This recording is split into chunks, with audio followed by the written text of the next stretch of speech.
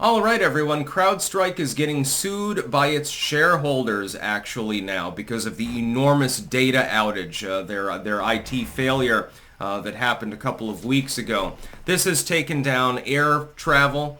It's taken down numerous other services. It was one of the largest global IT outages actually that I think that we've seen. Link in the description archived, of course, though. Delta is complaining about them. Their leader, I think CEO or CFO, was weighing in and saying, look, you caused enormous amounts of financial damage to us, and we're pissed at you. I would be pissed too. By the way, I just wanted to weigh in on Delta. I actually always use Delta when I fly, and I'm glad that I came back to the US when I did, because if it was 2 days later, I would have been stuck. I would have been stuck at Schiphol Airport. And I mean, they've got a decent airport hotel, not as good as the one in JFK, by the way, where I also got stuck. I'll talk about that in a moment. Yeah, it was an interesting time. I had to get extracted from New York City, and driving through New York City in the middle of the night is it's still there's a lot of traffic. Yeah, it's the city that never sleeps, that's for sure.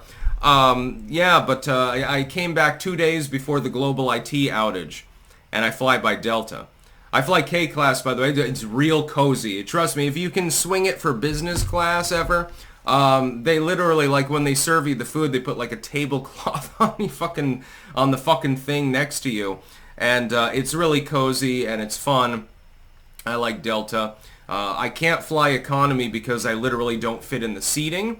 I can't do that on any airline, by the way, because they try to cram them in. You know, it's the cheap seats. My legs are too long, so I have to at least get Comfort Plus. You know, you get complimentary drinks and stuff. And by the way, if you're ever on a Delta flight, make sure to get tomato juice at altitude. Salty things taste fucking amazing at altitude. You might not believe me. Maybe you don't even like tomato juice. Just try it. Just trust me. Just trust me on this one. Delta going scorched earth on Crowdstrike because of their outage, saying, you've lost us, billions of dollars, basically. I can't even imagine, can you even fathom, collectively speaking, between all of the companies that were subject to the outage, airlines and everything else, how much money was lost over the course of that period of time? Oh my God, it must be in the many tens of billions of dollars, bare minimum. It's like the entire economy of a second world nation, basically. And this is the problem with Windows. Windows, or Wang blows, has been degrading for years. Windows 7 represents the apex of Microsoft's technology. That was the last good one. Then they tried to do Windows 8, and that one, they quickly shuffled that off to the side.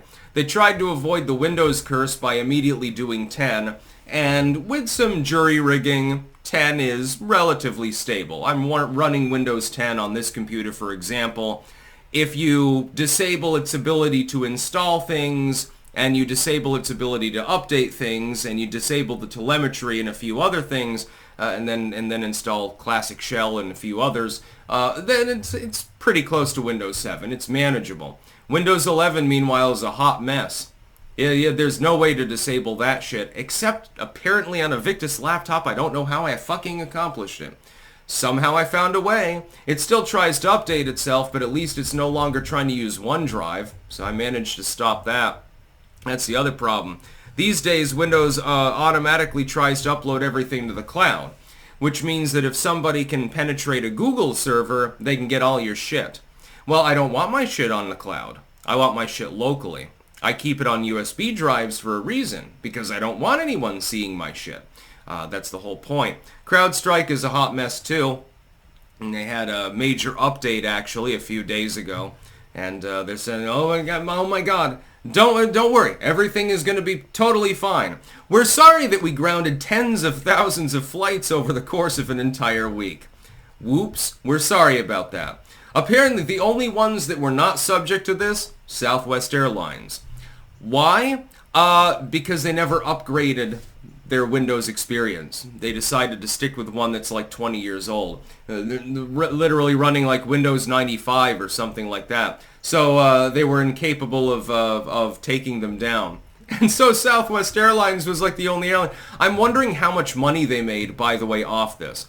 As people tried to get aboard their Delta or United Airlines flights or American Airlines, and they realized the flights aren't working because we can't do ticketing, we can't do literally anything, we're really sorry, they said shit. And then they saw Southwest had a queue that was 1,000 people long. I'm just trying to get to Texas, man. It's a short haul. Oh, shit. Now, there's only one airline that's actually going there. Well, I better book over a ticket. They get their refund, and then they used a different airline. Can you imagine how packed those flights were? Like, it's almost like, did they say, okay, you know, if you pay a little bit more, we'll just let you stand in the aisle. We'll let you sit in the aisle or something like that. I'm almost thinking that probably happened. They made money hand over goddamn fist. They probably bought a couple of extra airplanes with the money and expanded their routes. Apparently it pays to downgrade your Windows experience. If you're running XP, nothing can touch you. That's the perfect operating system of all time. Windows XP represents the best that it could possibly get, although there's no longer any support for it. I think with Service Pack 3 you can still run most things that you would need to run these days, but it might be a little bit lackluster. Windows 7, meanwhile, still works perfectly fine. They say that it's insecure, but apparently there's a payoff to not upgrading your experience with Microshaft. So, yeah, I'm going to be doing some operating system ISOs, actually, in the near future, because I never want to be without the ability to have a computer that's running like Windows 7 or Windows 10, which are actually stable operating systems, because they're, modern Microsoft is just a goddamn mess. They don't know what the fuck they're doing. It's like Bill Gates leaves and everything falls apart. And Bill Gates is a mess too. Just look at his fucking trajectory. That's about all. Peace out.